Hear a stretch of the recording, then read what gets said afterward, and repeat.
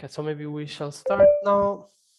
Good morning, everybody. Good afternoon to who is joining from China. My name is Alessio Pettino. I'm the knowledge coordinator of the USME Center in Beijing. It's a great pleasure to welcome you today to this training. I'm very excited about today's training. It's something completely new that we have never done before. And the topic is mental fitness for managers, executives, and leaders in China. I think it's an extremely important topic always, but especially in this recently in these days, many cities there are some lockdowns and people are facing some limitations to their normal lives. So this is certainly a more than ever important topic to address. Before starting the webinar, I would like to spend a few minutes on the USME Center. The USME Center is a project funded by the EU since 2010. Our mission is to help European small and medium enterprises to get to know China, to get ready to do business with China, sharing tips, recommendations, and on do's and don'ts in order to basically direct them and protect them also. We are in a third phase, and we are implemented by a consortium of 5 chambers of commerce and business organizations, which you can find at the bottom of the slides. And among these, I would like to mention that DCCC, the Danish Chamber, is among our co-organizers today. We partner with many we partner up with many organizations, both from government and business, and we operate out of a physical office in Beijing, which is where I am now. Very briefly, we offer 4 main types of services. The first one is what we call the knowledge center. Basically, we write reports on guidelines, case studies on different aspects, different sectors, or cross-cutting issues of doing business with China. Here you can see a screenshot from our website. It's accessible from our website, and you can filter depending on the sector to find all relevant publications that we have done. Second service is the advice center, which is a sort of help desk that companies and business organizations can use to ask any questions, including pretty technical questions. We have a team of experts, both in-house and external, that will help you, will assist you with your questions for free of charge. All the services are free of charge. And I mentioned including technical questions such as what standards I need to comply with, or what is the content of the standard, what are the procedures to obtain a certification, and so on. And within this advice center, we have different tools. We have a database of frequently asked questions. We have a self-diagnosis tool, which is something pretty interesting and I would like to show very briefly. It's a sort of quiz on different aspects of the Chinese, of doing business with China. Basically, there are different questions, multiple choice questions. And based on the answers that you select, at the end you will get a score and an assessment depending on the wrong or correct answers that were selected. And then you will get a list of an explanation of the questions. You will get a list of relevant FAQs or publications that we have, of course, links to our previous training. It's very interesting, and I invite you to spend a few minutes to do it. Third one is a training center, basically what we're doing today. Of course, I mentioned before, sometimes we focus on specific sectors, machinery or green technologies or food. Sometimes we do cross-cutting issues like today, which apply to any sectors. And we have, we usually record all the webinars, all the training that we do, including today's one, and we upload the recording on our YouTube channel so that you can rewatch them whenever convenient. And last, we have an advocacy platform through which we try to disseminate information about new regulations, drafts for comments, or we organize meetings on new policies and so on.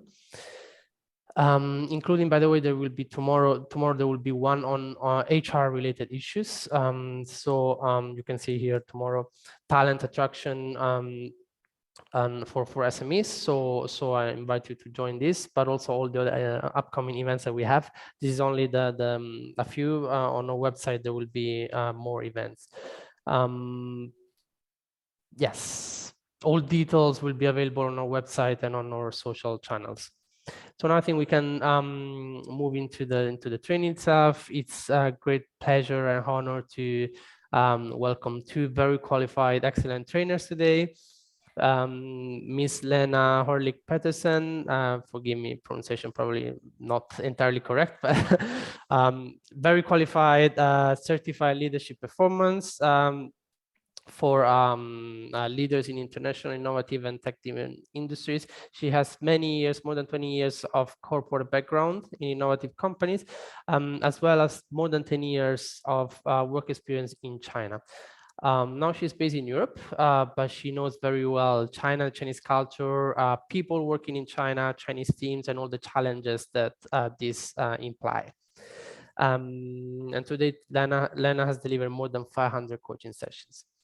Second speaker will be Eike Westerholt, also very qualified, very senior, very professional coach. She originally from Germany. And again, many years of work experience. And what's interesting is that AK is based in Beijing now. So she's been here for 8 years.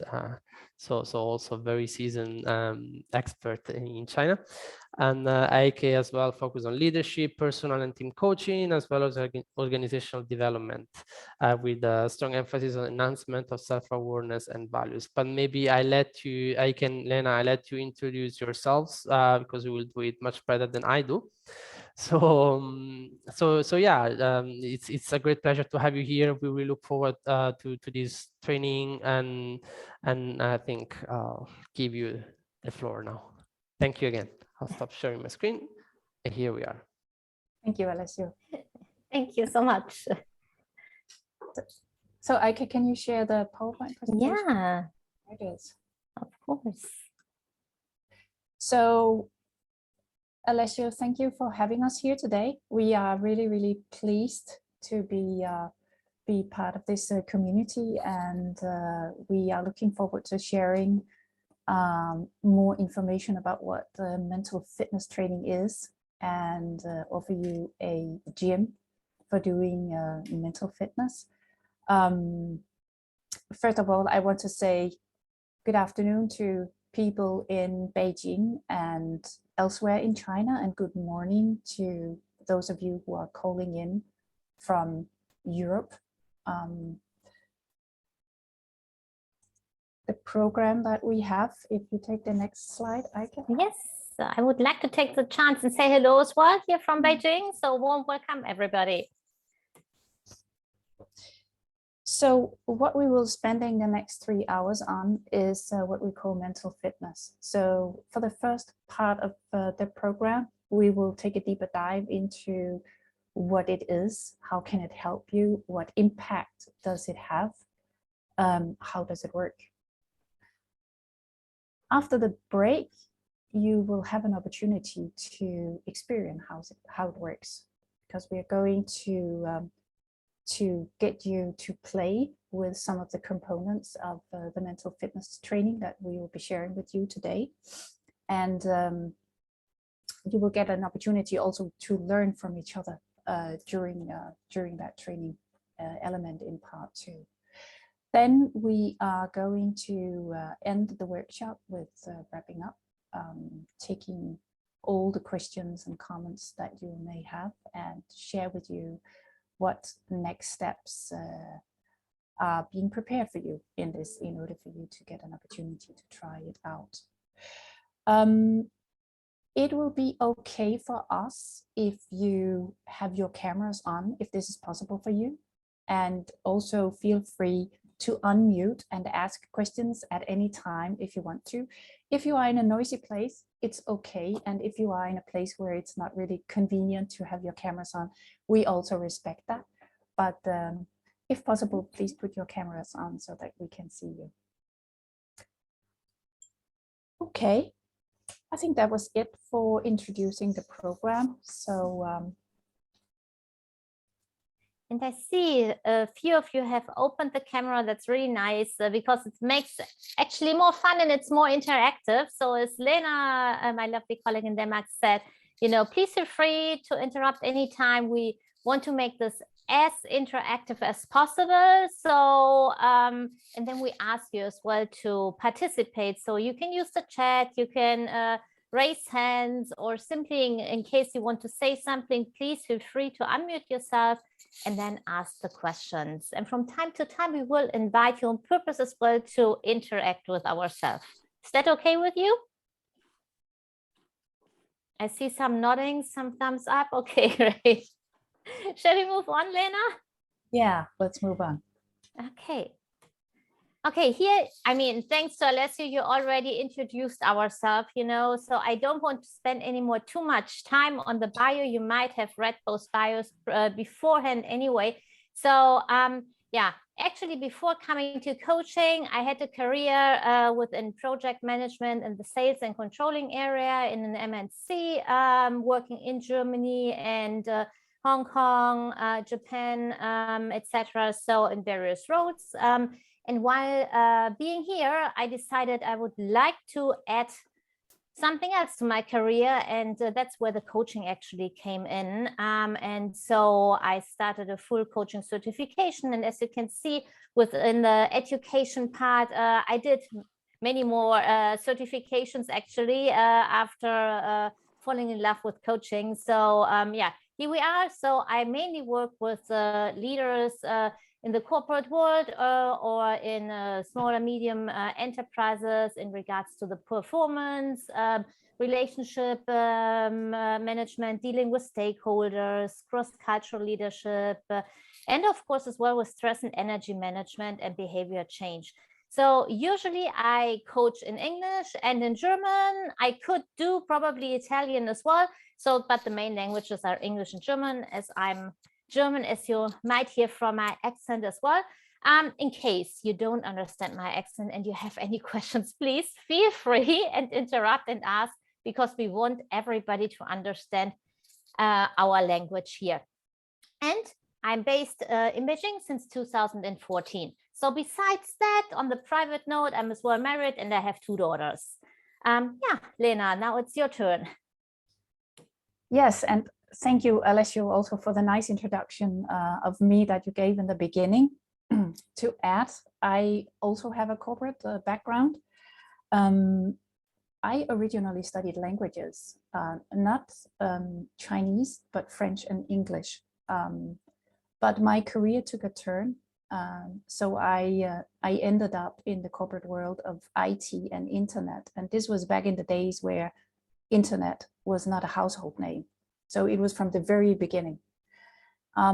Here I worked with marketing, branding, communications, moved on to product management, product development, bridging the technical world with the market world, where the customers were, and did that for quite some years. I'm really, really passionate about developing, and at that time I was passionate about developing things.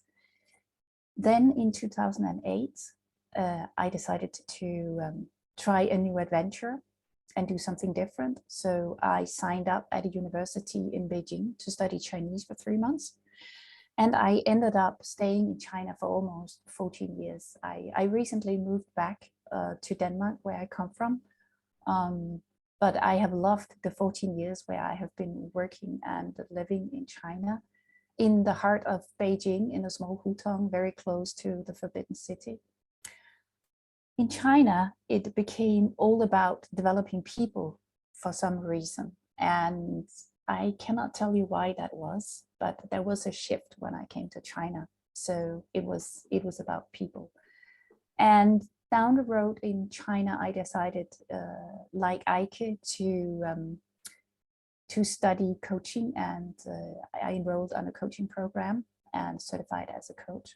Today, I work as a leadership consultant, a facilitator, a coach.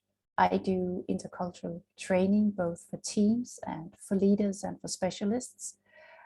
I do intercultural training both for people who are engaging with the Chinese culture in their work, and I do intercultural training for Chinese who are engaging with especially Danish culture.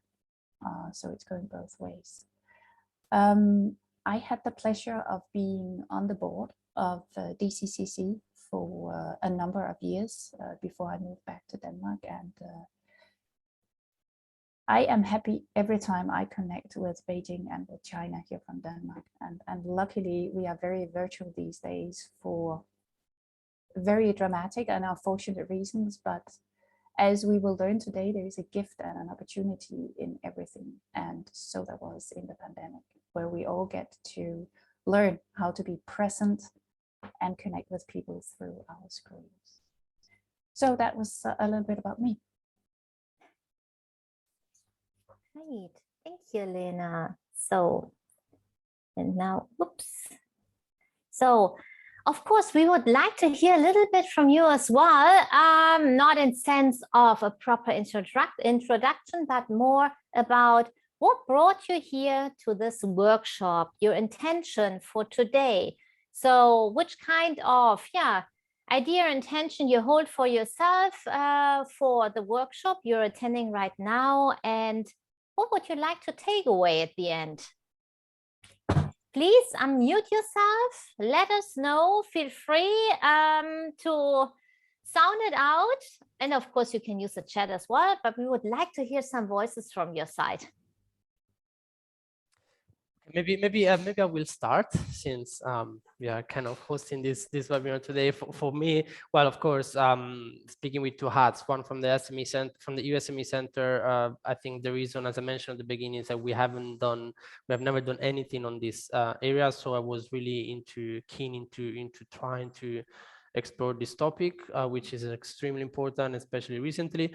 And from my personal perspective, I think, I would be interested in joining this webinar anyway, because personally, I've never, I'm still relatively young, and probably still I've never thought about this mental fitness issue.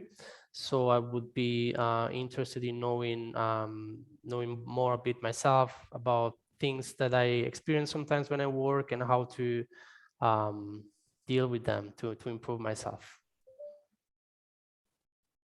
Thank you, Alessio. Great. Thanks for sharing. Anyone Maybe else? I can follow up on this.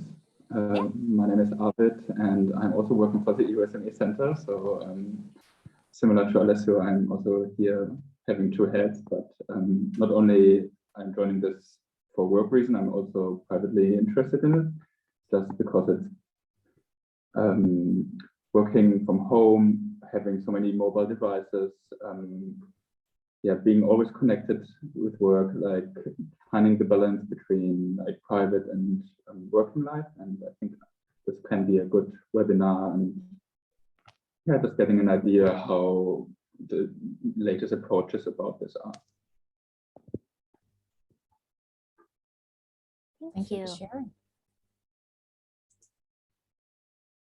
Anybody else would like to share with us and your fellow participants? Hi. Go ahead. Hi, can you hear me? Yes. Yes. We can. Okay. My name is Esther. And for me, I think that COVID-19 in general, but especially I'm based in Beijing, right? So the latest round of lockdowns, they don't necessarily have many good points, but one of the good aspects for me has been that it has become a time for self-reflection. And I think that that's what really attracted me to these seminar, because it's time to pause and stop, take a look around and see what it is that perhaps needs to be improved in at least in my way of doing things and approaching work. Yeah, that's all. Thank you for sharing. Yeah, so we hear as well, you know, there are a few chats as well. So somebody, of course, thanks for being so mindful if it's noisy to type it into the chat. So of course, somebody said, Chris shared, I came from the notice I got from DCC, and also because of Lena, mostly because of our work from home, started again imaging. Thanks for letting us know. And yeah, to find the way to deal with the stress in professional and private life, especially this is not easy for people brought up in Chinese culture, how to stay in optimal status in work and how to overcome the valley performance period. Thank you for sharing that, Kei Jingu. Yeah. And Chris shared again, and want a break with mental fitness in this special time. Yeah. Any more thoughts, ideas?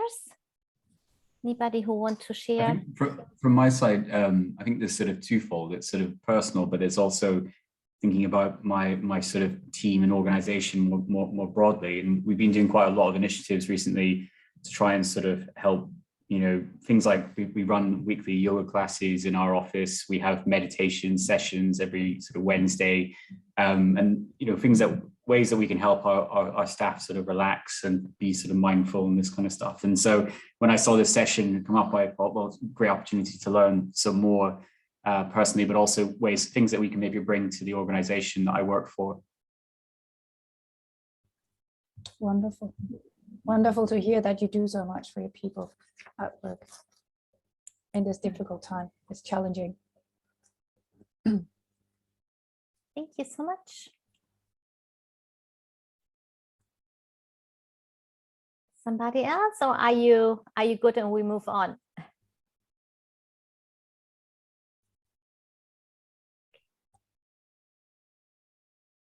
Sounds very good, Lena. And Yeah. please feel free to use the chat anytime.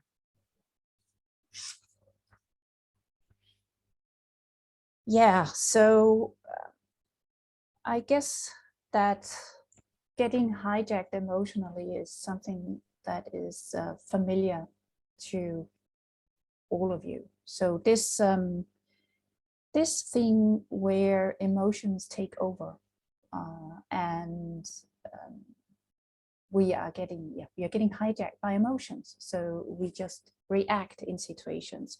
It can be anger, it can be frustration, it can be anxiety, it can be a restlessness of jumping from one thing to the other. It can be about what just happened yesterday or an hour ago. It can be what is going to happen. I mean, I was a little bit hijacked this morning before I was signing on, because will the internet work? Will everything, all the technicalities, will they be okay? So this mind chatter that we have, negative emotions taking over, and thoughts, negative thoughts on, so what if, or why didn't I? Can any of you resonate with any of these sentences that you see here on the presentation, or maybe a similar thought that you have had in recent times?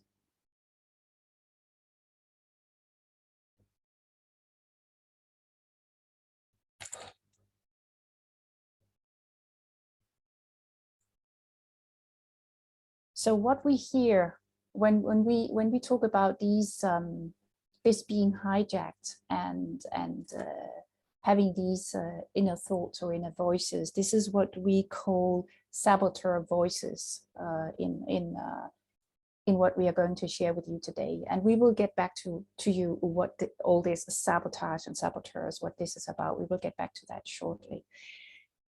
As quite a few of you have mentioned already, I mean, more than ever, we live in a very, very VUCA world. So everything is volatile, up in the air these days. There is so much uncertainty. The world is getting more and more complex. It was also complex before the pandemic and before the war in Ukraine and before the other things that have been going on. The world has been more and more complex over the years. and it's difficult to predict and be in control. So the pandemic and the situation we are in right now is adding an extra layer, an extra opportunity for these little saboteurs to take over our mind and try to hijack us and steal the show and decide what mood we are in and from where we are showing up at work or with our loved ones in difficult situations, or with our kids, with our friends. So this is these are some of the things that we are going to deal with today, have a closer look at, and how to master this, dance with this. Do you want to add anything here, Aika? No, I'm fine. Yeah, just one thing, you know, when you read all the statements or questions here, I think we all can relate to that, and we all might know the feeling that either way at work or in a private situation, we might have reacted to a certain situation where later on we said, you know, maybe a few hours later where we said, oh no, why did I behave like that? That is so embarrassing, and that was not me. Usually I'm able to be concise, etc., and I just simply show the behavior, which I never usually do. So what happened then? And I think we all know this, and sometimes it's really like somebody else takes over. And yeah, so that's what Lena shared before and what we are going to explore even more. And yeah, has anybody of you experienced that? Feel free to raise your hand or thumbs up. So we would like to hear a little bit from you if this is familiar.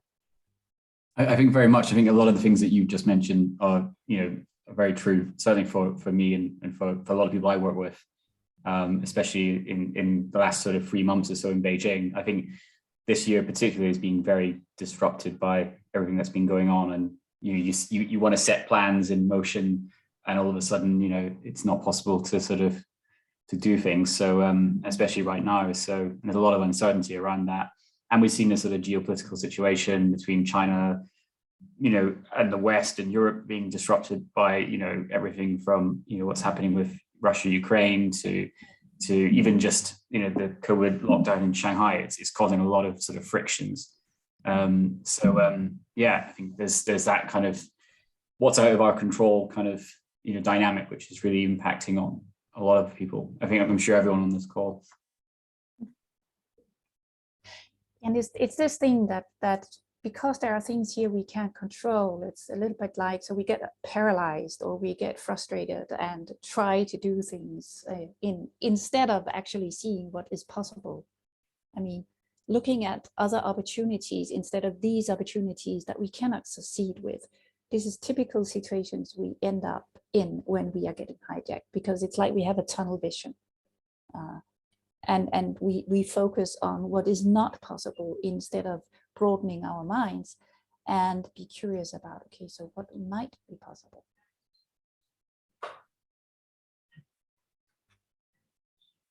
But thank you for sharing, Tom. It's really nailing the situation. Also, as you say, this has been going on for quite some time. So it's not like the frustration and the uncertainty is like, okay, so this is the new normal here. I mean, it just continues, right? It's in the room all the time.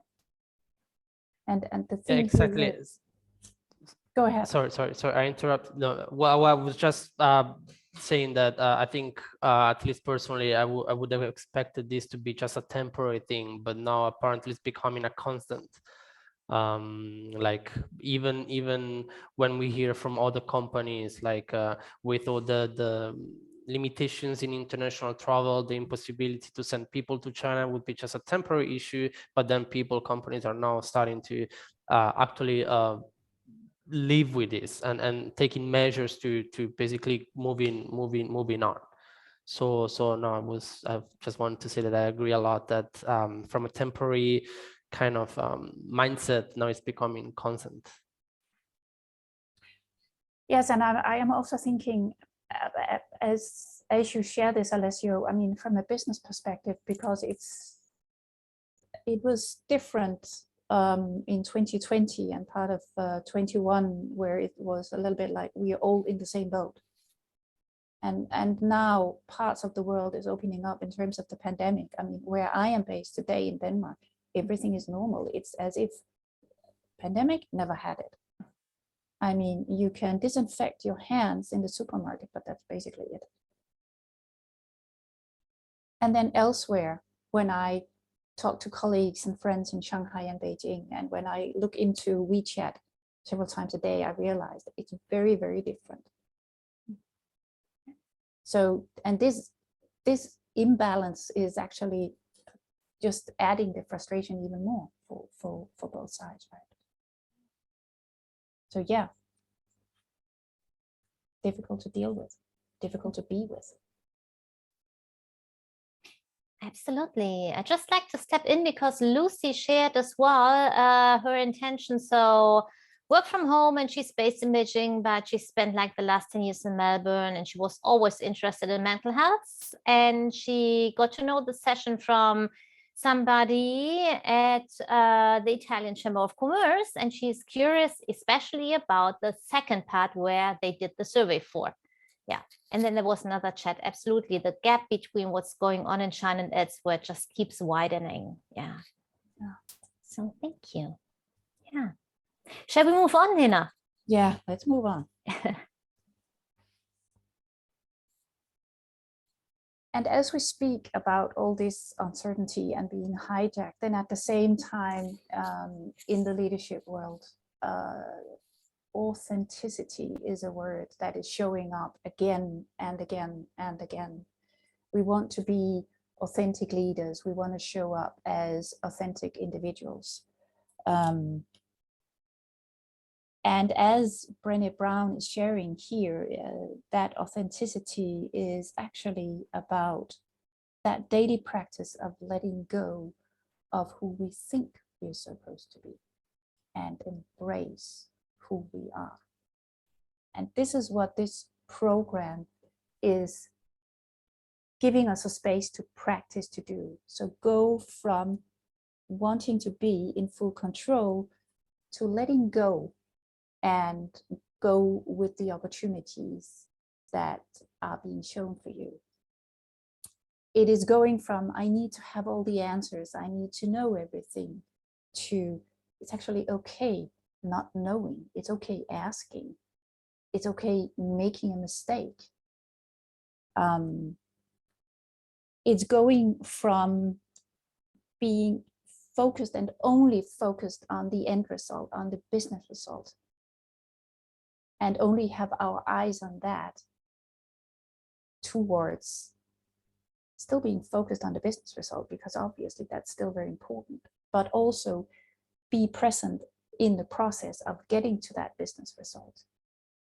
Be open for alternatives, listening to people who want to chip in and have ideas, instead of being overly focused on, yeah, but we need to follow the plan. The plan is like this.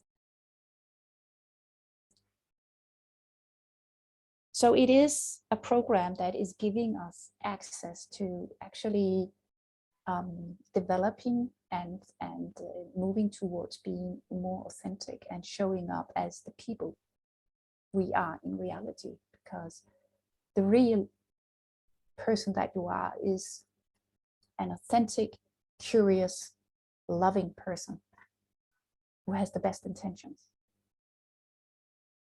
That's the core of who we are, each and single one of us.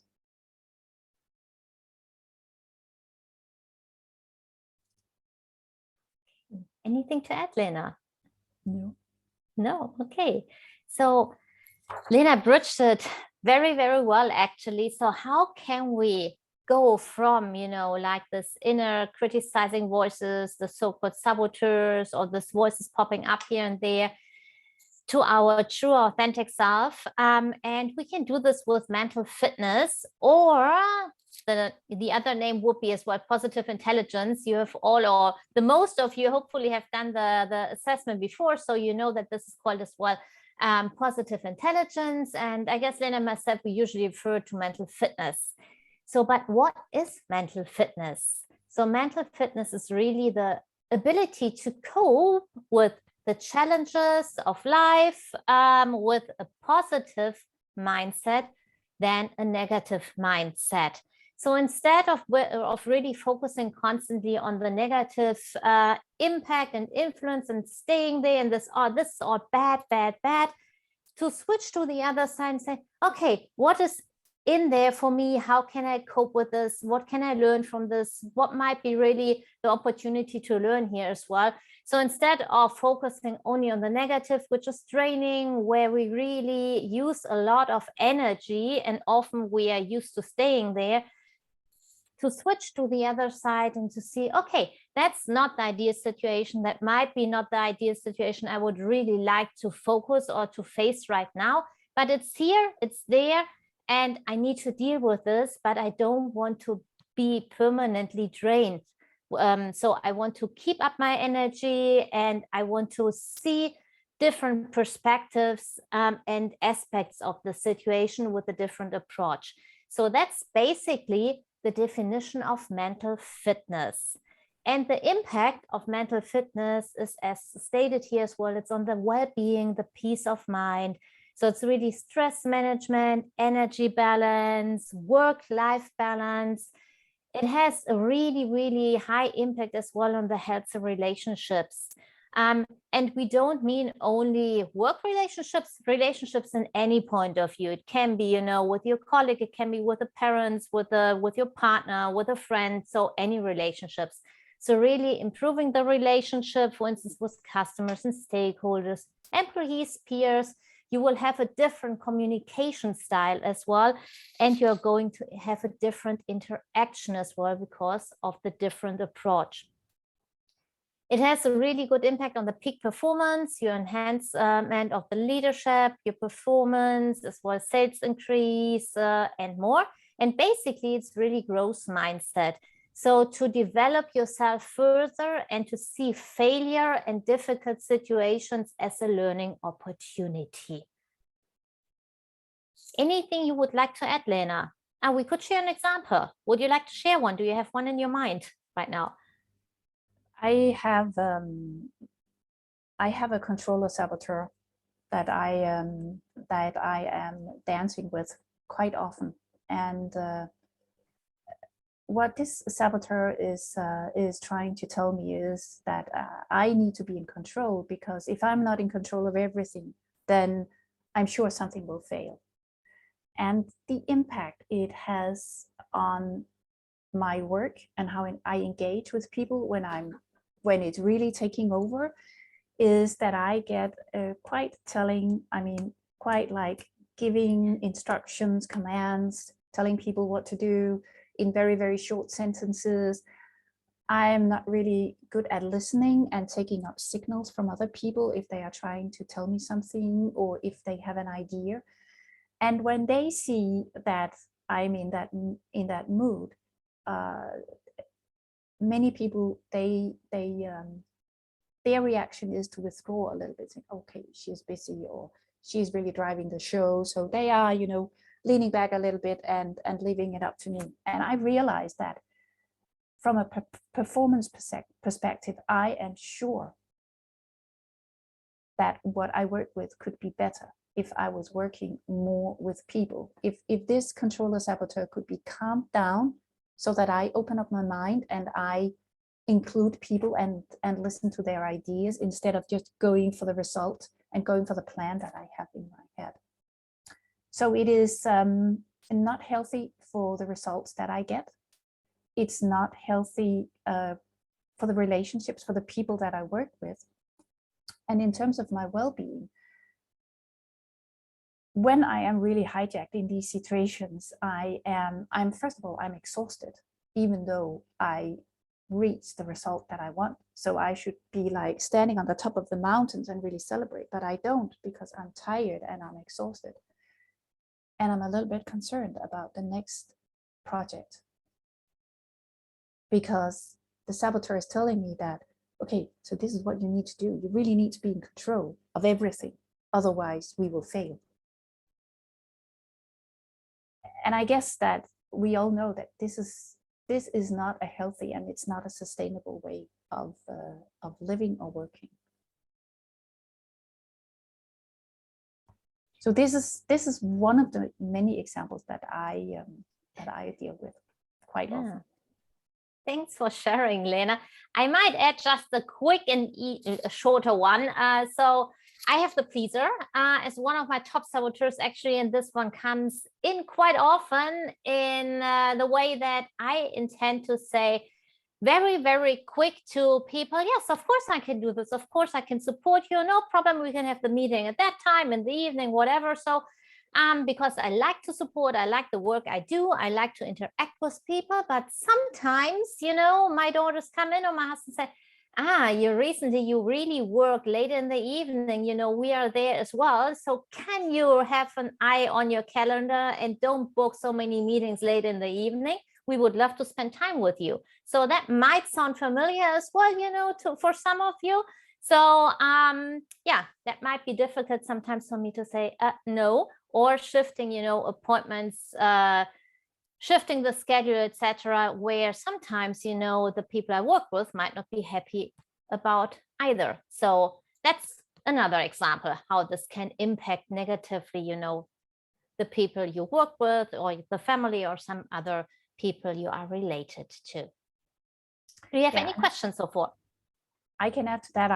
I work with quite a few people in my coaching practice, so leaders who find it difficult to say no. So they end up in situations where they have they have an overbooked calendar and they have a to-do list longer than it should be. And they find it difficult to prioritize, because when they can't say no, it's also difficult for them to make the priorities. So it's just to share with you that all of this is it is both affecting our personal lives, but it's also affecting us at work.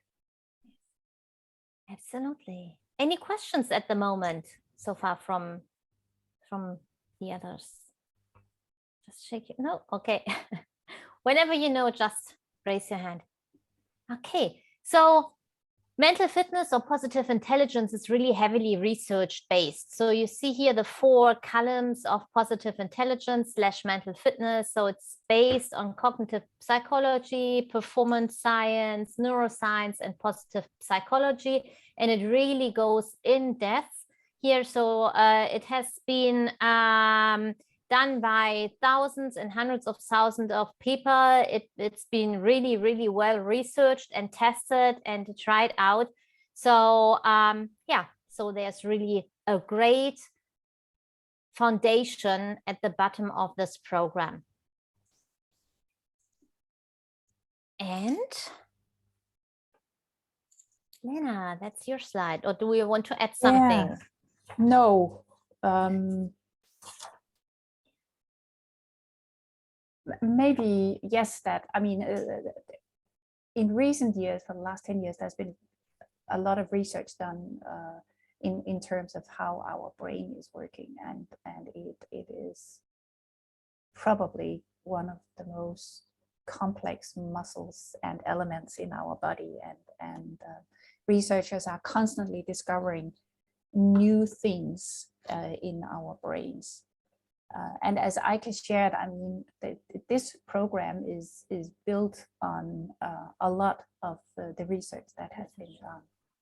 However, this program is, it might seem very simple when we talk about it, and this is intentional. We want to make it simple because it is, for people who are really, really interested in how the brain works, there is plenty of literature to dive into and explore.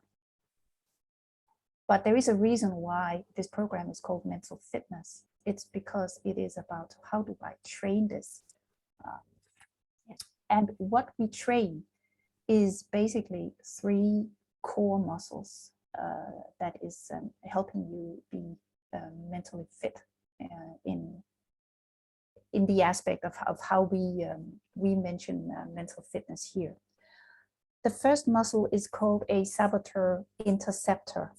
So basically what this is figuring out, okay, so these inner voices in my head that I hear, or that I might don't hear, but if I begin to listen now, I hear them.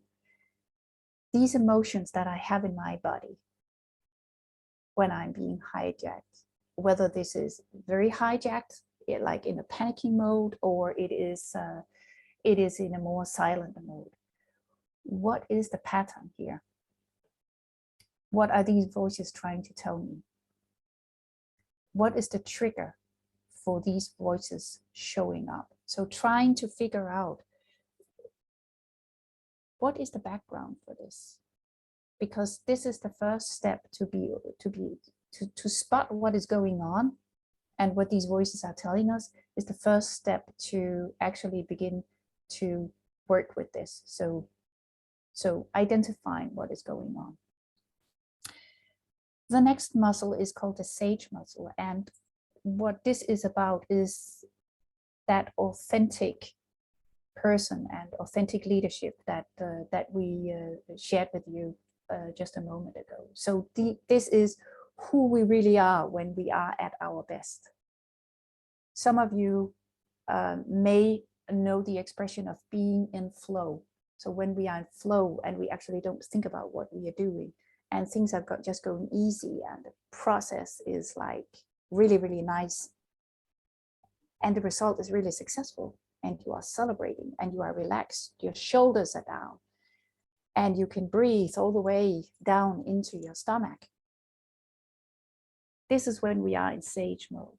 So this is where we are grounded and clear-headed and focused, and at the same time relaxed. This is where we have access to being curious, where we have access to having empathy, not only to other people, but also to ourselves. This is where we can open up the space and look at a situation from different angles and play with that. This is where we have access to being creative and brainstorm. So this is what we call sage muscle in this program. And this is another muscle to train here. So in order to grow that muscle, in order to make it stronger so that it is easier to tap into the world of shoulders down, relaxed, clear-headed, focused, and creative. The third muscle is the self-command muscle. And this is the muscle where we, through something that we call PQ reps, that we will get back to, train our ability to go from, now I'm feeling that anxiety or frustration, and I get impatient. So my controller saboteur is about to take over. I take a moment. I do a PQ rep. I sense how I relax. And I also sense how I can tap into thinking more clearly and be more creative and curious. So basically 3 muscles that we train in the program here in order to make that shift from being hijacked to being our own true self. Any questions? Anything you want to add, Ike? No, I will add a little bit more on the next slide. Okay. That's fine. There was another comment from Lucy. I like to share is what I think my saboteur is the constant of proving myself. Also, I'm interested to learn how to give up control, or the constant need of controlling. Sounds like, yeah. So we are going, it's a promise, you're going to explore this a little bit more in the second half, where this is going to be much more interactive for all of you and not all about theory. Okay, so here you see a different visual approach. You can say a picture here. So, and as Lena shared before already, of course, the brain is a very, very complicated thing, you can say, with many, many different areas and aspects, etc., and it works in a very complicated way. However, for the sake of the program as well for today, we keep it here simple and say, okay, the saboteur voices are in the left part of the brain, and the sage, our true authentic self, who we really are, is on the right side. So you can say that the saboteurs, they are placed in the limbic system, and they do have a reason. We all of them have saboteur voices. That's absolutely normal. And they come back from evolution. So actually, they really, they are responsible, or they were responsible many years back for, the survival of our human beings. Otherwise, we all might not be here today and listening to this presentation and to this workshop, because they really, implemented this free fight and freeze mode in order to save ourselves, our lives. So in case there was a tiger we met somewhere, you know, we had to know what to do. So we really, then it was really very valuable that the brain shuts down and focused only on this one thing. How can we survive? What do we need to do? However, today, especially wherever you are located, usually it's very unlikely that we are going to encounter a tiger on the road. At least, I mean, on the streets of Beijing, I have never met any. So, but these structures and these triggers are still there, and they are the same.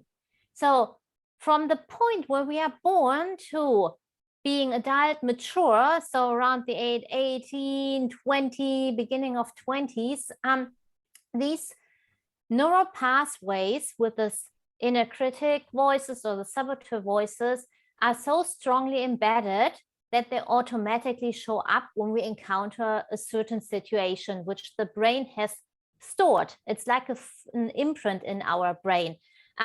And the reason why we develop this, and no matter if we have the best childhood ever, or if we had a more difficult or more challenging childhood, we all, throughout the time from being born to being mature, we encountered situations through our whatever school or whatsoever, where we felt we were not emotionally safe.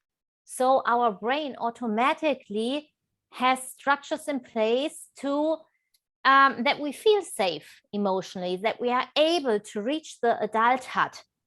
So that's the reason why we do all have the saboteur voices. However, once we are mature, they do not serve ourselves anymore, really. So, however, because they are old patterns, they are still there, and once something shows up, boom, it shows up again, and we show the same old behavior. So they influence ourselves through negative emotions like fear, stress, anger, guilt, blame, etc.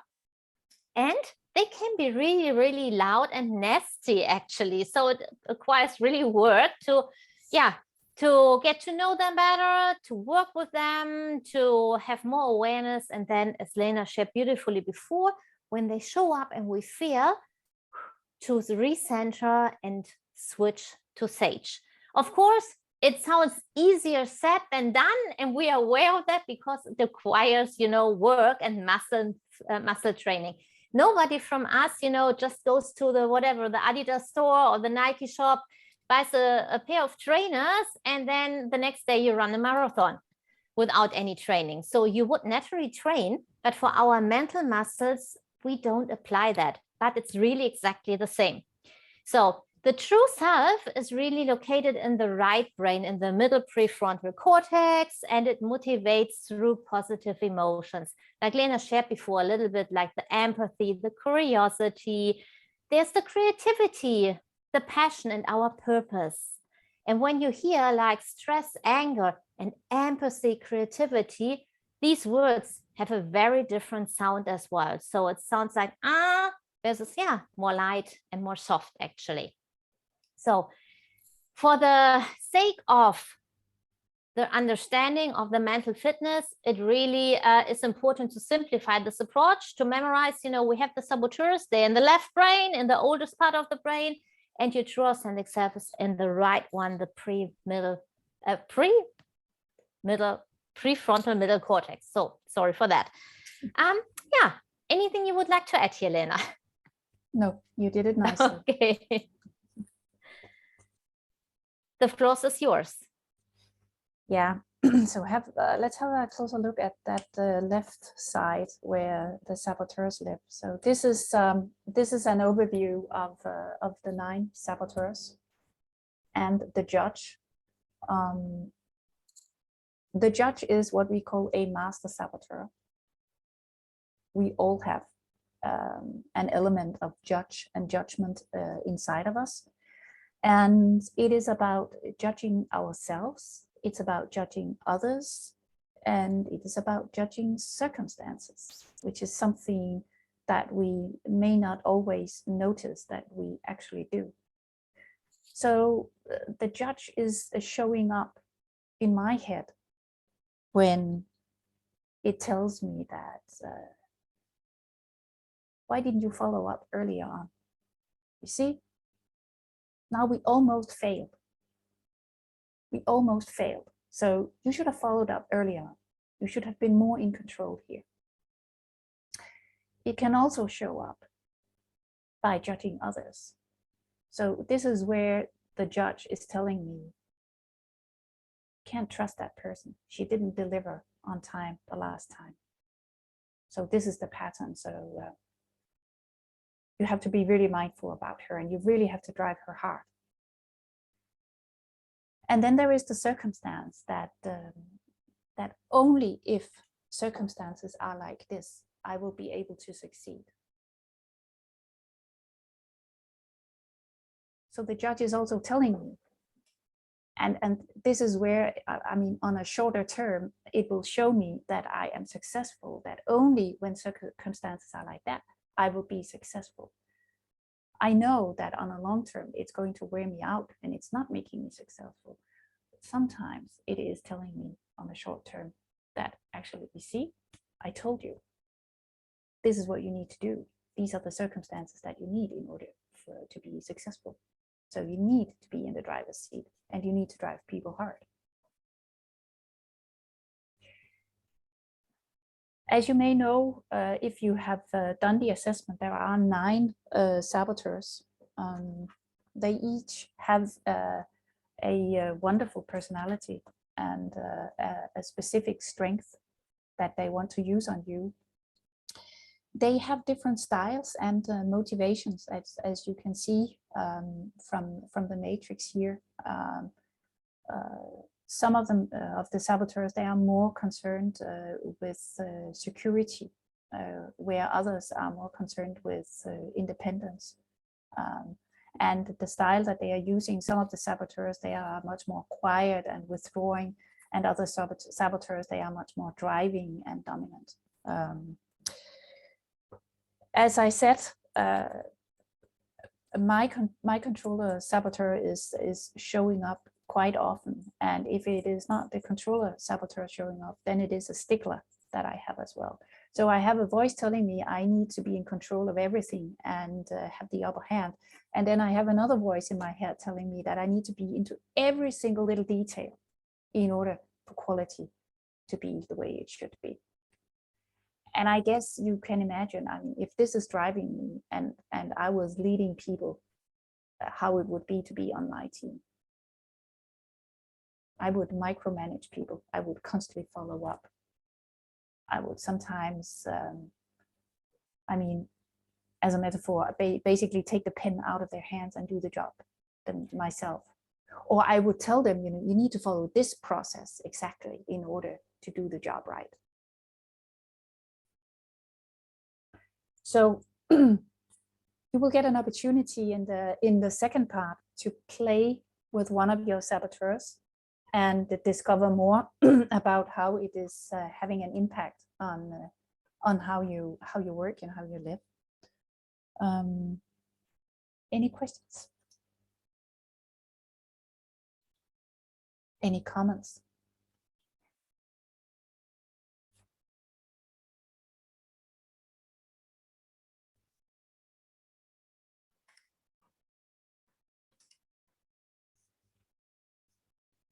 Are there sort of saboteurs that tend to be more common than others? And I did this sort of survey thing, and I got sort of controller as my number one, which I wasn't entirely surprised by. But are there sort of ones that tend to be more common than others? Because I suppose a part of this is also kind of identifying these traits in other people as well. Yeah.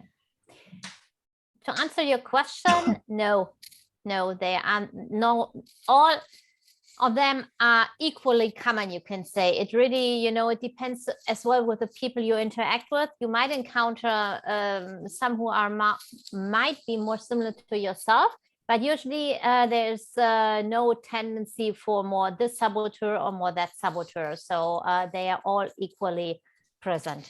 Yeah.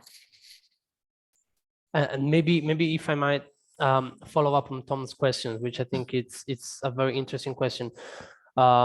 Maybe in your experience working with Europeans in the Chinese context, European leaders leading organizations in China, I understand maybe there are no tendencies, but within this specific context of European leaders in China, is there any tendency?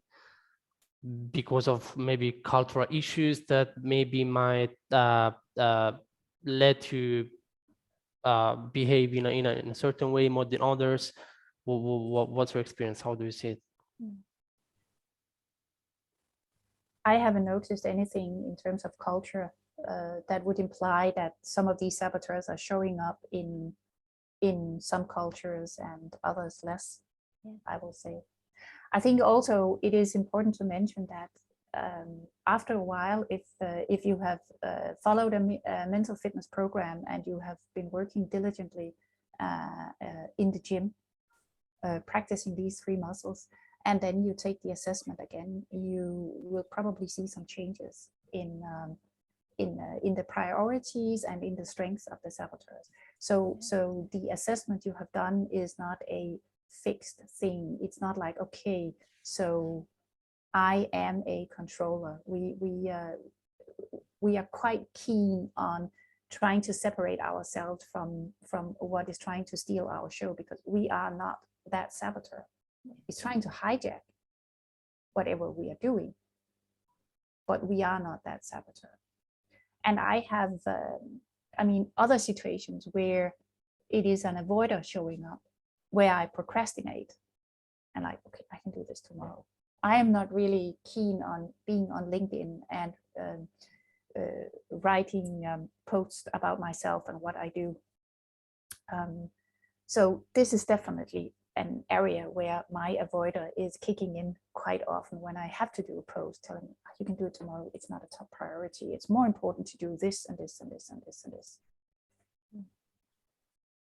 So you can experience all of them, Tom, depending on the situation.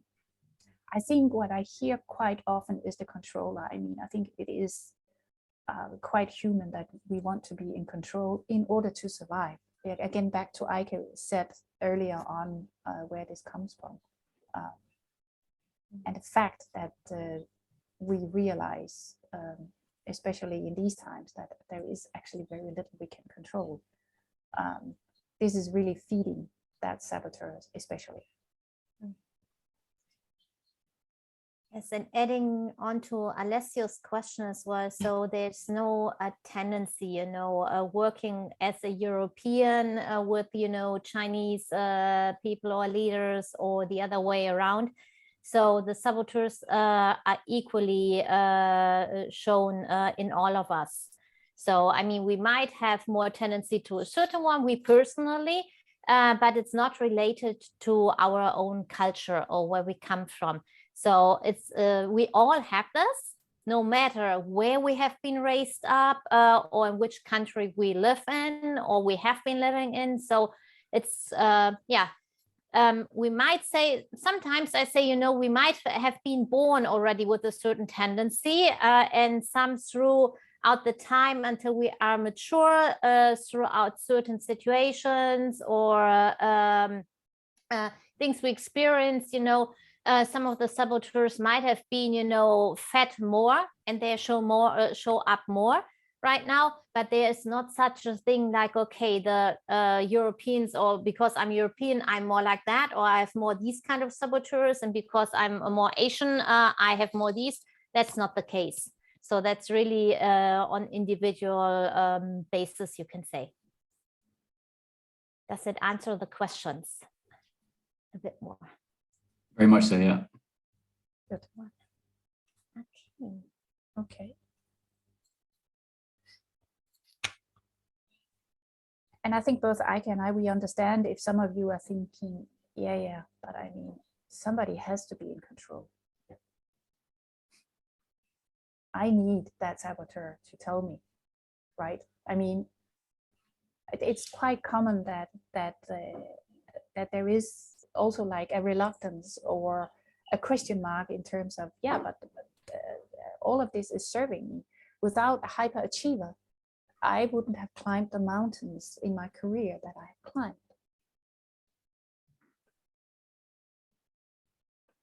I want to be nice. I want to treat people in a nice way. There's nothing wrong with being nice. So why is this not serving us? So as I mentioned before, it is serving us on a short term. But on a longer term, we are paying a price, especially in regards to our well-being and our happiness, in terms of what is the point, where is the meaning in what I am doing, because this has to do with the long run of what we do at work and in our lives. And this is where this sabotage is tired. It's wearing us out, and it makes us tired, and it is taking our energy. You can argue that on a short term, I mean, pain is good. If you happen to put your hand on a hot stove, like you can see on the picture here on the slide, if there was no pain, we would just keep it there, even though it was not good for us. So on a short term, it is serving us for the saboteurs, but on a longer term, it is definitely not serving us. I come from a culture where we keep saying, you know, if you're not making any mistakes, you're not doing anything. So maybe making a mistake is a great thing to do. It's okay because it's a learning opportunity. This was how I was raised in school. And yet, I have voices telling me when I made a mistake, you should have done this right. Damn, you should have studied harder. You should have checked this an extra time. Why didn't you check? Why didn't you follow up? Why didn't you do more? Which is quite interesting. And this is showing you the difference between being sabotaged by these inner voices. And then when I am really, really grounded, I know, you know, it's not the end of the world that I make a mistake. Nobody died. Yeah, I flopped. I failed. And because I failed, I know now that, okay, we're going to talk about what this failure was about. So it's a learning that I will not forget. But it's just, again, telling us how wired we are into how we have been brought up and how we have tried to survive mentally throughout our upbringing. That it is easier said than done to change our minds.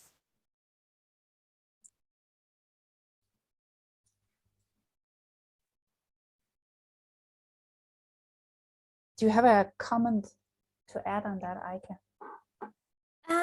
Yeah, just what popped up to my mind right now, so we haven't shared yet, Lena, and I think it's important as well, is that actually behind the saboteurs is a big, huge strength of all of you. It's just overly used. So for instance, if I come back to my example with, you know, pleasing people, and being very caring and supporting, etc. So basically, it's a good strength of myself and my personality, you know, being in service of, etc. So I really like to do that and gives me a lot of energy. However, if I overly use this, then it's not serving me anymore. It's not serving the others anymore, and it has a negative impact in many areas. And I pay a lot of costs in sense of energy, relationships, etc., and so forth due to that. So when I overly use this, it turns into a weakness actually, and this is what we call as well the saboteurs.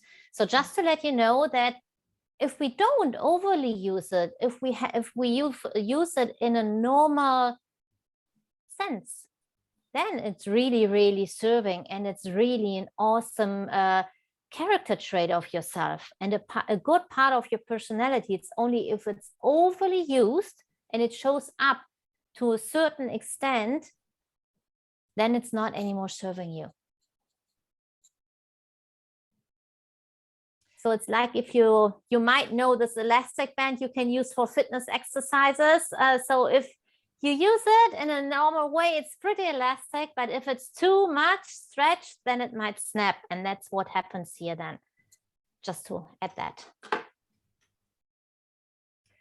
And I think this is important to mention that behind these saboteurs, as you say, Eike, there is a strength. So for those of you who also have the controller, as a couple of you have mentioned, I mean, it is a strength to be a confident person who takes action naturally, who has the overview, and who can drive things. And I'm sure that you have both examples of where you did that in a quite relaxed way, and where there was mental bandwidth to listen and to be flexible and to be open for other ideas, or maybe we should do this instead of what we just planned here. And then these situations where we are zooming in and the road becomes very narrow, and this is the only way we can go. And we maybe don't even notice that there are actually other people in the team here who are supposed to work on this. So it is a strength. This is important to mention. And it is a strength where we need to be in the driver's seat. So it's back to from being managed by these saboteurs to being in the driver's seat ourselves. Yeah. And once the saboteurs are high up and running, actually, as I shared a little bit before, then we don't have access anymore to our right side or of the brain. And this is really like physically not doable. So we don't have access to that at this moment, because then the saboteur or the processes behind, they really shut the access to our curiosity, etc. down, and we cannot access that. Just so you know. Yeah, and maybe adding to this, I mean, this is not like a miracle training program where you will be all in Zen for the rest of your life, and all will just be good, and I will go with the flow 24/7. This we will not promise you, because we are human beings, and things happen. But when we begin to train these three muscles, we easier can get ourselves back into that balanced position where we think with a clear mind, and where we actually can tap into our empathy and curiosity.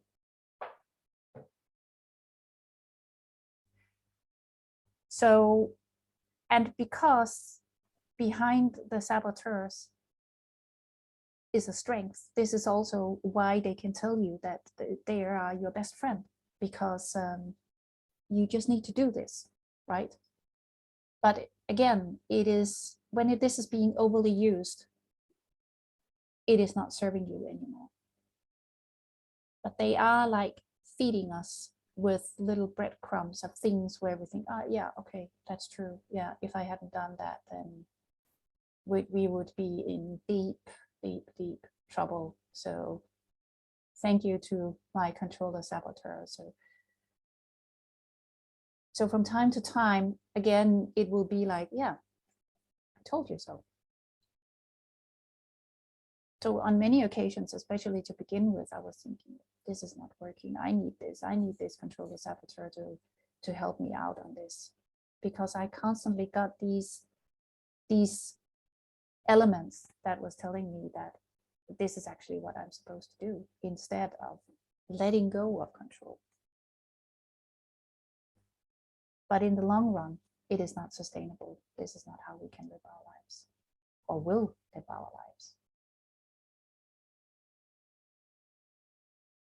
I get any additional remarks? No. Let's move on. Good, thank you. Yeah. So I guess, Lena, we have shared a lot about this. So the saboteurs, you know, they don't really serve you. So just for a very short time. And I guess we already shared what is on the slide here. So I'd like to move on to the next one, the stage perspective, the other core muscle of the 3 muscles we need to train for the program. And this says basically that every outcome and circumstance can be turned into a gift and opportunity. So basically growth mindset. This sounds, and I know it sounds like, what is she telling us now? You know, have a look at the situation outside, you know, the window, the COVID situation, other situations coming up, etc., which are really heavy. So it's not, you know, to put on like the pinkish glasses and see everything. Oh, everything is great and super. We need to love every situation we encounter and everything is easy and happy. That's not the case, and that's not what we want to let you know here. Situations you will encounter might be difficult, might be heavy. I mean, the COVID situation is difficult, challenging, and heavy. We know this all. However, we can decide how we would like to deal with this. If we want to say constantly like, this is awful, etc., etc., or if we try to see, okay, how can I deal with this in a different way? What can I, you know, create for myself? What can I maybe learn? What can I establish, etc.? So, for instance, if I speak about myself, you know, what is my takeaway here is an opportunity after all this time here is I'm pretty happy to run many more online virtual workshops, coaching sessions, etc. So to be connected with all kinds of people around the globe and to have a very different coaching business actually, because the virtual setup has been so much, you know, grown over the last 2 years that this gave me lots of opportunities. So instead of thinking, okay, this is really heavy and this is going to be so bad for my coaching clients because I only want to meet clients in person, etc. I switched, no, okay, let's try this out and put everything virtually. And this works pretty well. So that was definitely a learning curve for myself where I created more opportunities. So it doesn't mean, you know, to say, okay, everything afterwards, all situations are great. That's not what we mean. Situations might be difficult, might be challenging, might be heavy. However, the way how you approach this and which perspective you hold is a different one. So you're able to see it like it's like when you step into a helicopter and go high in the air and see, okay, what is all possible from that perspective?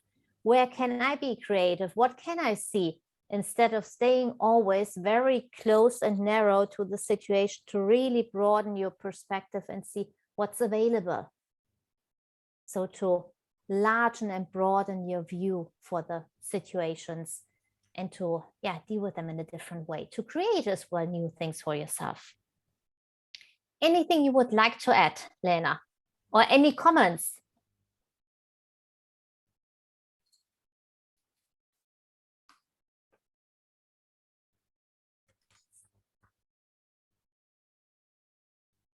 No? Okay, then let's move on. Okay. And then please feel free to step in. So the self-command muscle here, that's the last muscle we really need to train to be aware when the saboteur is up and running, and how to really switch to recenter, calm down. So what we love about this is that it's really very simple. So all these kind of techniques we can really narrow down through to the 3 components, and we can memorize this. So it's really easy to apply as well. So if we are in saboteur mode and we see something is coming up, etc., and you might get agitated or whatsoever, and you can feel it really in your body as well, or you see you're constantly making like this, it might be time for a short mental training, which we call like PQ reps, and this is really calming ourselves down. We are going to focus on the sensations only. So it's really, really easy. You don't need anything besides yourself. You don't need a meditation app. You don't need a meditation room. You don't need a special mindfulness setup, etc. Meditation, mindfulness is a special form of that. But basically this you can apply anywhere, everywhere, just with yourself. You have all your senses constantly with you, and you can use them and focus really only on the sensation. And while doing so, you're going to recenter, and this is going to shut down the negative side, the negative talk, and activate again the access to your right brain side, where the creativity and so forth lies. With the self-command, you're going to raise this with the entire awareness for the saboteurs. And it's good news, old pathways, which are well established, can be changed. So things we have already acquired and learned can be unlearned, and we can build new neural pathways. So it's not that we cannot do this. So the brain can grow, and we can change the structures of it. So as I said before, we use different senses like tactile sense, visual sense, audio, and we really focus on the sensation in this very moment to shut down all the other mind chatter. Yeah, and in order to create a sustainable behavior change, we need to do this a few times a day. However, it's not that we need to spend the, like half an hour, etc. Very short moments, maybe a minute or 2 minutes once a while in a day is really helpful. So in total, we need at the beginning to really, strengthen the muscle. We need about 15 minutes in total. With this process, we are able to weaken the saboteurs and to really activate our positive mindset. And of course, Elena and myself, we have mentioned that a little bit before. It's not done overnight, and it's not done with one exercise only. So this requires really intense initial practice of about 6 to 7 weeks in order to really be more aware and to start this behavior change, you can say. So we would love to give you this overnight process or medicine, but it's not there. So we really need to train. It's like you want to train for a marathon run, then you have a training plan as well in place. Anything you would like to add, Lena, before I take them on a short PQ journey? No. Okay, so you might wonder how this works with the self-command. So I would like to invite you to go on a very short experience with myself and to see how this can work. So I'm going to work with you with a tactile sense, and just close your eyes when you're ready. You can even switch off the camera if you wish to. That's absolutely fine. Whatever you like to is all right here. So this will be about a minute, 2 minutes, and just relax here. So I invite you to sit comfortably with your spine straight and relaxed.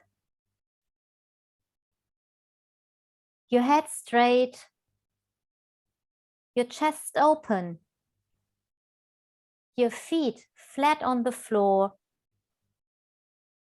and please close your eyes when you are ready.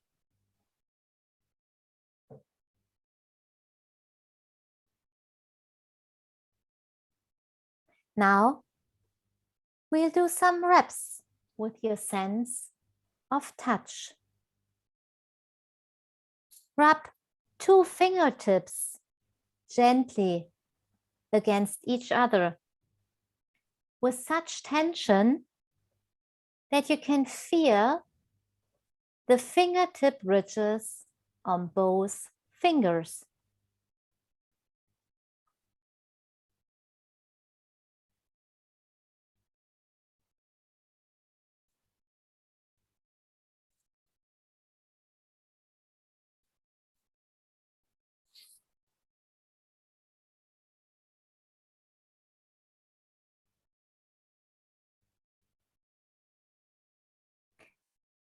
Rub 2 fingertips gently against each other with such an attention that you can feel the ridges on both fingers.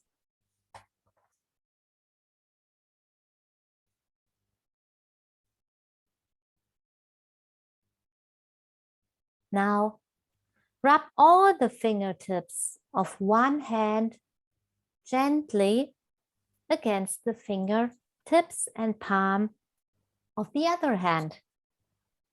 And notice all sensations.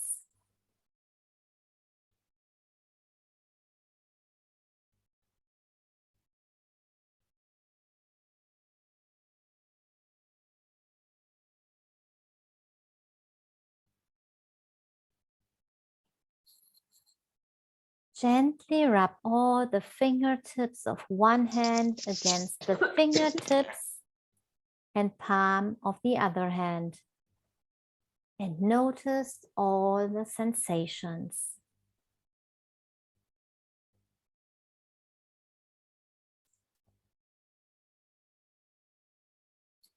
Now, put your right hand on your stomach and notice the gentle rising and falling of your stomach with each breath.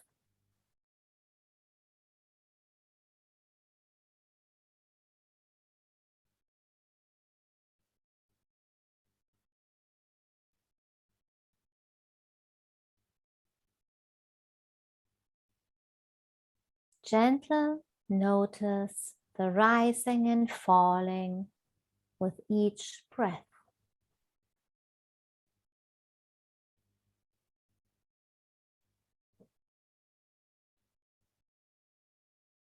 And whenever you're ready, take your time and open your eyes and come back to the here and now.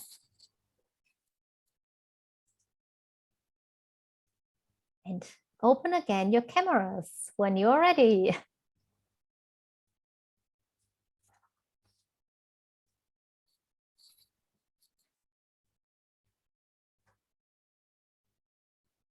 So how do you feel now after this very short exercise? Anybody would like to share quickly? Maybe I will take a turn. I feel definitely much more relaxed and a little bit more calm than before. Thank you. Thanks for sharing. Any other comments?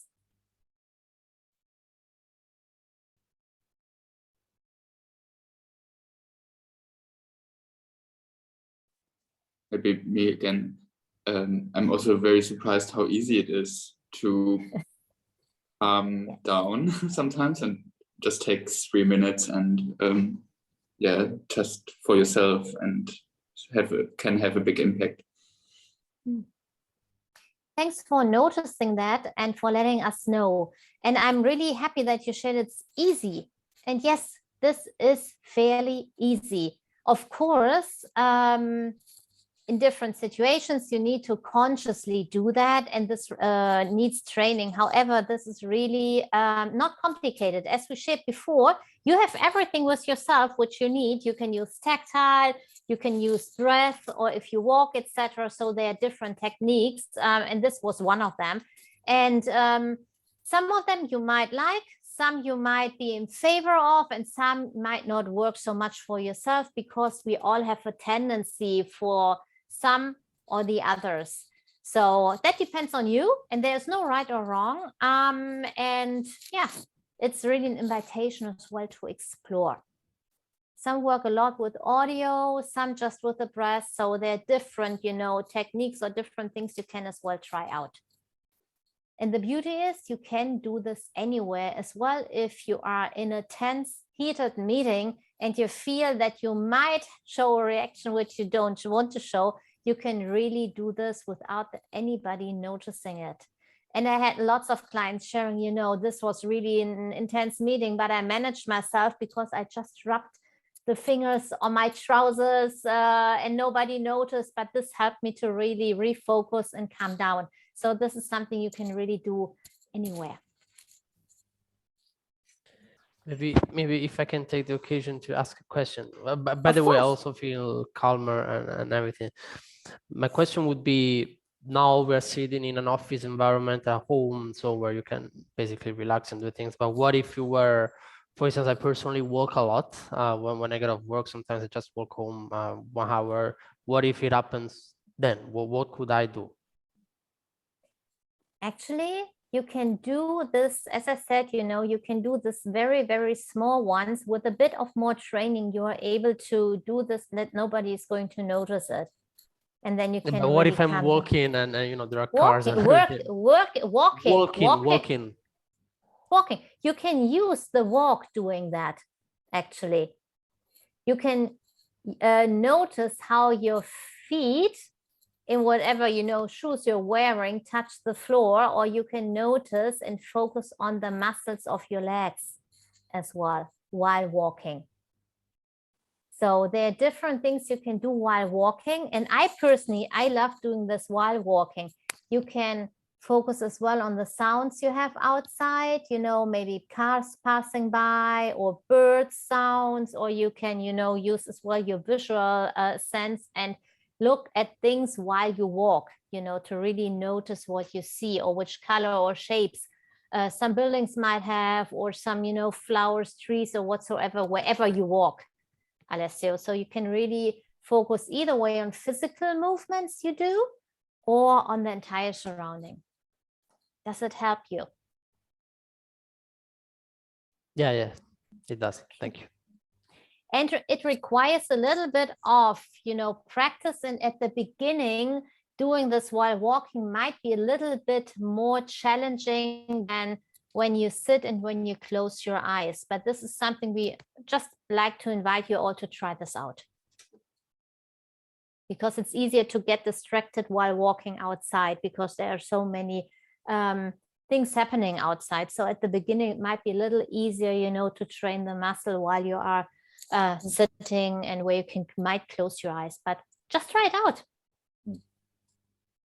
One of the things that we found useful with doing the meditation sessions at CBBC is if you do it as a sort of a group thing, then you sort of instill a sort of discipline in everyone, in terms of every week you turn up on a Wednesday at lunchtime and you do it jointly together, and that's worked really nicely. And obviously we were doing that in person in the office, and that's and what we did is, because we don't have a resident meditation guru in our company, we used YouTube videos. So we found there's many different versions online, and we found some that were quite good, sort of guided meditations, sort of 20-minute long kind of things. So that's also been quite good.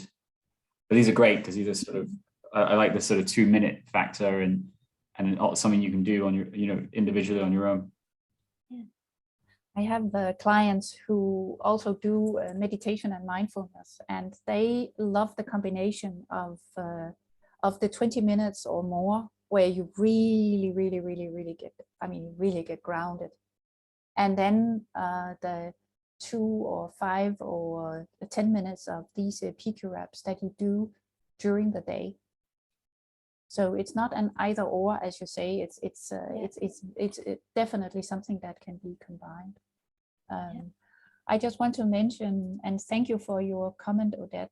She was writing in the chat, I feel much calmer, thanks. So this was just like Alessio and Arvid was sharing. I mean, this, we really don't need a lot just to calm down for a moment. I have clients, they have also asked me, but I don't have time, my calendar is packed. When I don't have time for this. And then I ask them, do you ever go to the bathroom? And we all do from time to time, because this is also how I am also using the bathroom breaks when I'm doing physical workshops and I'm surrounded by participants. It would look odd if I just suddenly closed my eyes in the middle of a break, standing with them having a coffee. So I withdraw to a quiet place. When I visit clients, I sometimes, if I get a desk, I just turn around my chair and look outside the window, and I focus on something visual, and I do a 2-minute pirouette. So with a little bit of training, you realize that this is something that you can tap into no matter where you are. In the subway, in the bus, focus on people, color of their eyes. Find something to focus on is key here. Yeah. Or you can use a coffee break, or when you wash your hands, you can focus on how the water, is running over your hands, the temperature of the water, etc. So there are many, many, many ways to calm down your mind and to refocus. Yeah. Just before we jump into the bio break, this is getting back to those Adidas shoes that Eike was mentioning. Buying the shoes doesn't get us to the Olympics and breaking the record of Usain Bolt. I mean, we need to practice. We know that. And this is what this program is focusing on. It is the practice. Because inside, this is what the 20% is what you get today. The 20% is when we read about neuroscience, which is, I find it really, really, really interesting. But it doesn't get me to where I am when I'm practicing. So practice makes master. I think we all know that. So the floor is yours again, Lena. Yes, I think just again, briefly, this is about practicing. It's about practicing these 80% that we cannot see on the screen here, but it is the orange place in this piece of the cake here. So this is, and this is what the program here is offering. It is offering you practice on how to discover when your saboteurs are showing up and how to calm yourself down through a structured way of practicing, which we are going to introduce a program to you. I think on the next slide, Eike. Yeah. So as Eike said in the very beginning, it's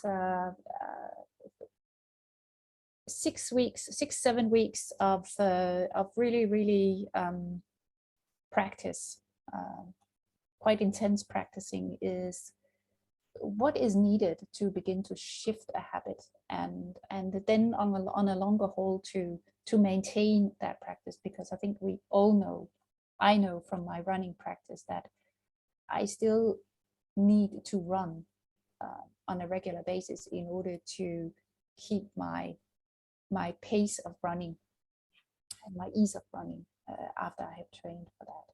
So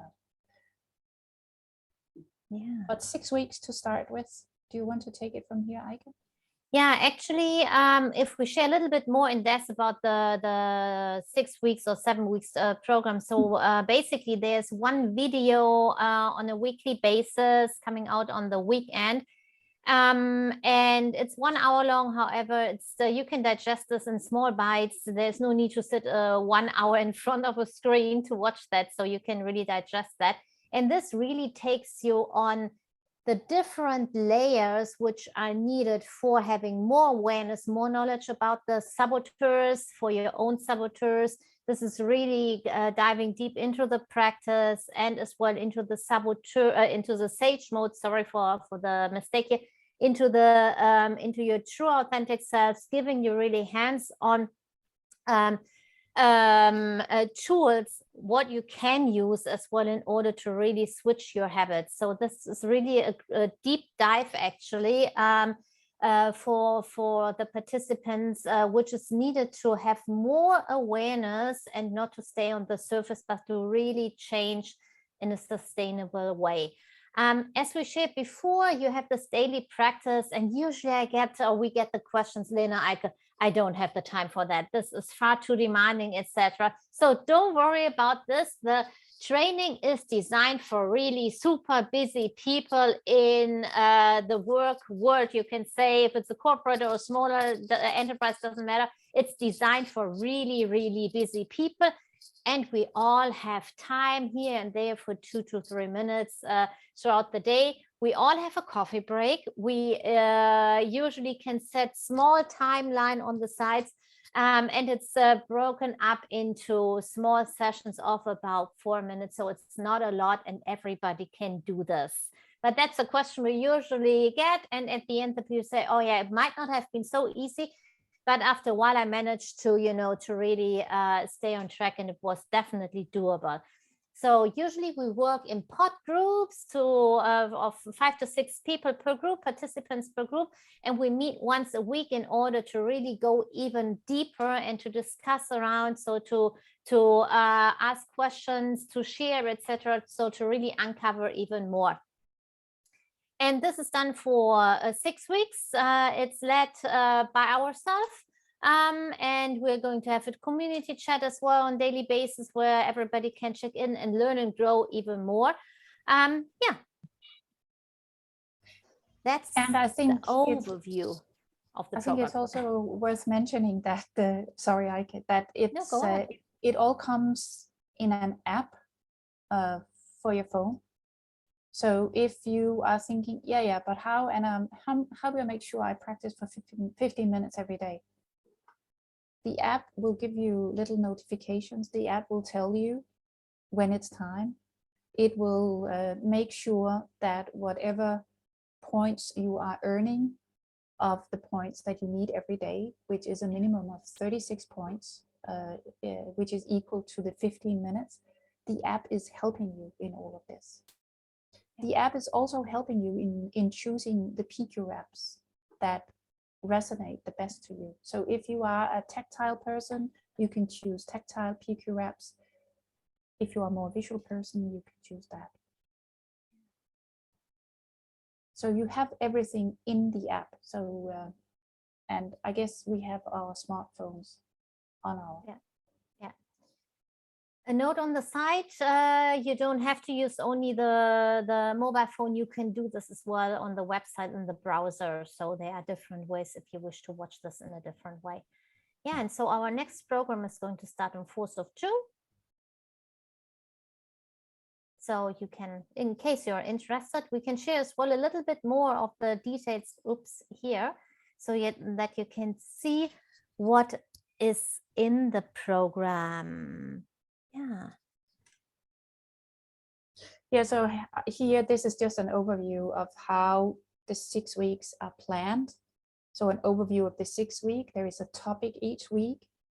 So the video that kicks off on a Saturday is introducing the topic for the following week on a deeper level. And then from Mondays throughout Fridays, you get to work with this specific topic every single day in your app. So this is where you go at a deeper level and take little sprints every day and practice for these 15 minutes on this particular topic. As Lena said, it's an overview here. So just to give you, a glance, so to speak.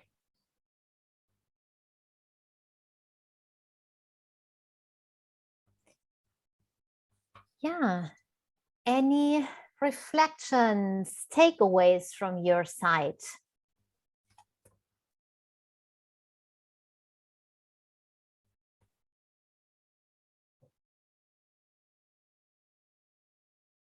feel free to share, open your camera if you wish to. And yeah, share with us a little bit. Okay, maybe if I may, I think, well, first of all, it was a very interesting session. As you mentioned in the slide, this gives some insights in what this mental fitness area is and how to identify these saboteurs, how to control them. Of course, what matters is practice, and I think that personally, I think maybe I'll try to put this in practice in the next day. So for me, it was very useful, and I hope it was the same for all the other participants. Thank you, Alessio.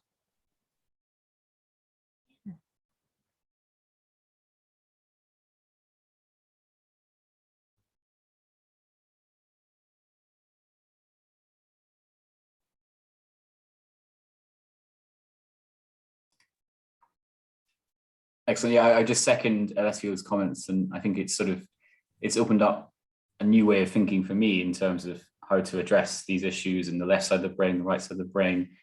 Yeah, thank you very much. It's been a really good session. You're welcome. It was our pleasure.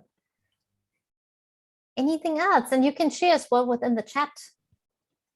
I think for the cheat sheet is very helpful to properly describe the trait you have and to correctly calibrate yourself advantage and the downside of that trait. So you could balance, not like Lena said, not to overuse it, to make it as an advantage instead of a disadvantage. Sorry. That's you. Thank you, Vicky. Yeah, I really like the way you described this. I had this vision of so this is a friend that we just need to make sure is not getting the upper hand here and getting in the driver's seat. It has good intentions, and when we master that and when we balance it, it is a strength. When not, it is taking over and it's sabotaging us, and this is what we want to prevent. Yeah.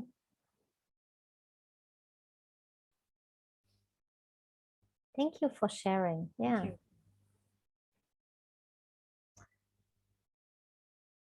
So I guess we are done, Heike. Yeah. Yeah. So don't compromise yourself. You're all you've got. We like to share that at the end of the workshop. Yeah, it's your choice to train your muscles, or to stay on the driver's seat of your own life, or to let them give the power to the saboteurs. So don't compromise yourself. And if you wish to connect with us, feel free. Either way, via email, you can connect with me on WeChat or on LinkedIn. Feel free to scan. And I'm going to share, of course. I don't know how quick you are. And you find me as well with my name on LinkedIn if you wish to. And here are the contact details of Lena. And I'm also still on WeChat. I'm an WeChat addict, so I will not get rid of that, even though I'm here. Yeah. But thank you all again. You have been a pleasure to work with today.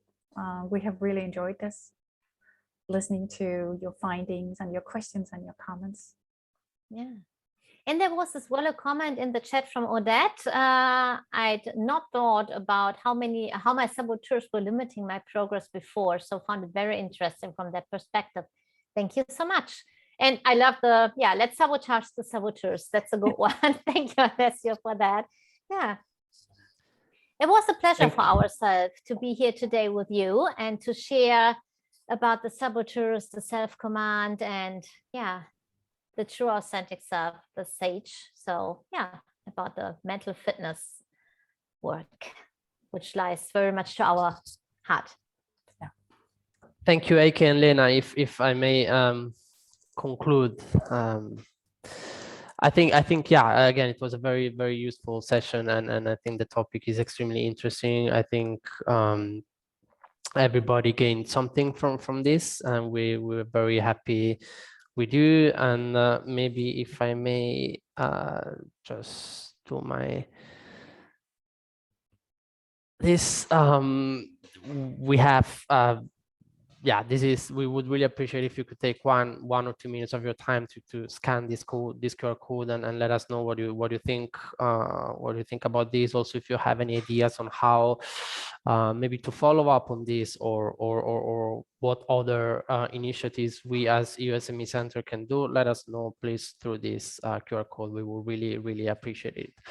Maybe another small reminder is that we are going to, of course, with Eike and Lena's permissions, we are going to share their slides. And we have also recorded this session, of course, not the discussions in the breakout rooms. We will do some cleaning to make sure that, let's say, all the personal sharing is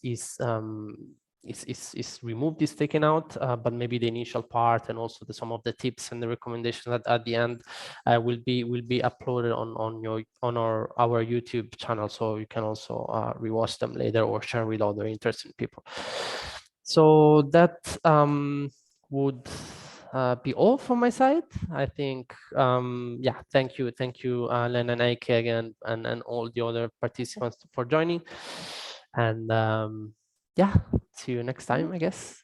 Yeah. See you next time. Have a lovely evening. Excellent. Have a good day and evening. Bye-bye. Bye bye.